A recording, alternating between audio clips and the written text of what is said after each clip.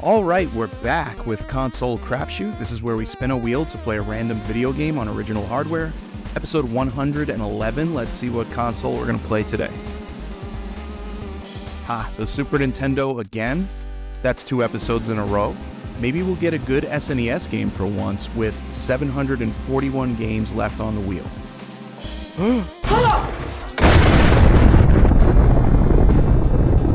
Oh my goodness, that is a hell of a random game spin. Wow. Where to begin? This is a hell of a game to tackle.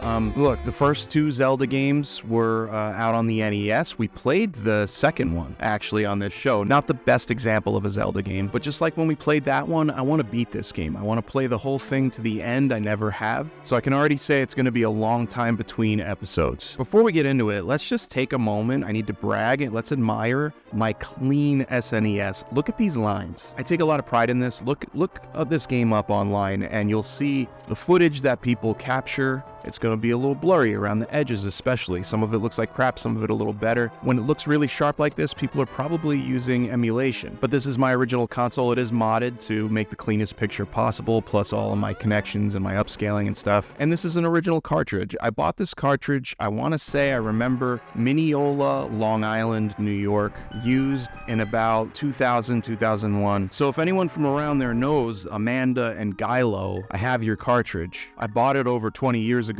You didn't get very far in the game, but I am going to. I am going to beat the hell out of this thing. In fact, I'm going to 100% this thing. A little history, this game was called Triforce of the Gods in Japanese. They changed that name because I guess they didn't want the religious connotations in America. But with the title, you would think that it is time travel related, and it's really not. They did that later with Ocarina of Time. In Ocarina, you have the same world in different time periods. In this game, you have the same world, but there's a light world and a dark world. So there's 2 maps existing on top of each other, and you eventually gain the ability to teleport back and forth, and the world is different, and you can get to different areas by switching back and forth. It's really quite cool, and if you think about it, I mean, A Link to the Past is a very early example of an open world game. Sure, it sort of pushes you in the direction it wants you to go. It's a rudimentary version of an open world game, but it's an open world game. The story's pretty engaging. I mean, it's nothing deep. There's no character growth or anything like that. Nobody changes. It's a basic story, but it's engaging. It's just enough. It's fun. I'm very into the Zelda series. Well, I've played every Zelda, but I've beaten every one Ocarina and after. At this point now, though, because of the show, I guess I would still need to beat the original and all the portable ones. I've never played those. As a Sega kid, this is a game that, I didn't grow up with, but friends had it. I've played it on and off, almost got to the end, but I never 100%ed it. So I'm really trying to get everything that this game has in it. Of course, I'm going to use a video guide to help. I'm not crazy. It's going to take forever if I don't. But like the attention to detail here, there's just so much love that went into the details in this game. It's really fantastic. Like when you light candles, it makes rooms brighter. There's these like little rippling effects around the water. There's sun peering through the trees and the clouds in certain areas. Enemies respond to noises if they have their back turned to you and you make noise. That's pretty advanced for a 2D adventure game of that day, of that era. And it's interesting because I'm such a fan of all of the Zelda games that came after this. Those are the ones that really pulled me into the series.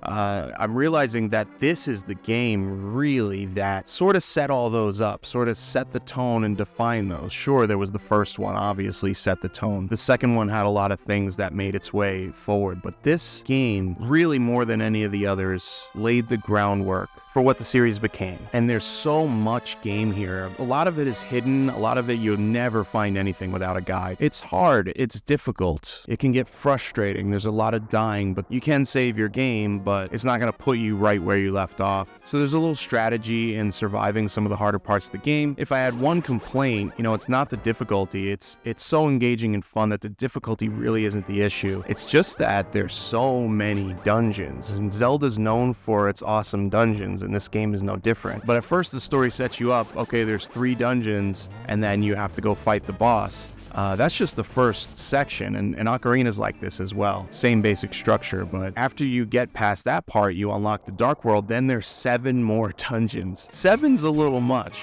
and that's not including the end boss dungeon at the end. So there's 11 pretty big, complicated dungeons in this game. And unless, as a kid, like I said, you had a guide, most kids that played this game didn't unlock them all. They didn't do them all. It's a heavy lift, but I have to say it's rewarding. It's worth it. Did it need that many dungeons? In my opinion, no. But none of them are boring. They all offer different, variety in level design, in using the items that you've unlocked in really amazing, creative ways. It's a banger. I've always, like I said, I've dabbled in this game. I've always known it's one of the favorites of the series. There are Zelda purists that, to this day will say this is the best Zelda game ever made. I lean a little more towards Ocarina and Breath of the Wild, and by extension, Tears of the Kingdom, but this one's absolutely up there. It's really beautiful, the little details. This is maybe the pinnacle of 2D game design. And for its time, 1992, this is as good as it gets for like a 2D adventure game. Sure, I was racing to get it done. I wanted to,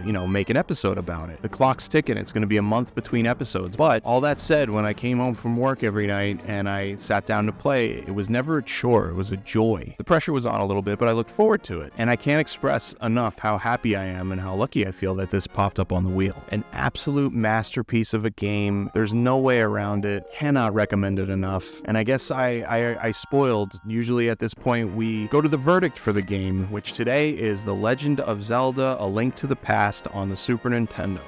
No surprise, I'll just say it. It's obviously a 5 out of 5 for me. Maybe someone disagrees. Maybe you disagree. Maybe you didn't like it. I can understand this game not being everyone's cup of tea. I don't know what my opinion would have been if I had this and a Super Nintendo instead of Sonic 2 and a Genesis growing up as a kid. I like to think it would have grown on me and then I would eventually have loved it, but who knows? But now playing this game, wow, what is it? 33 years later, I absolutely loved it. I can't think of a Super Nintendo game that would top it. Well, Chrono Trigger. I can't think of 2 Super Nintendo games that would top it. No surprise, like I said, I went to the very end. I got everything I could possibly get in the game. Look at all the items. Amanda and Gylo are just put to shame at this point on their old cartridge. I see why you guys traded it in, but you should have got a guide. You missed out, guys. Gylos. This was huge, a real treat. Sorry about the long wait. I hope you understand. This needed my attention. I could have faked my way through it and just said, oh yeah, I beat it, and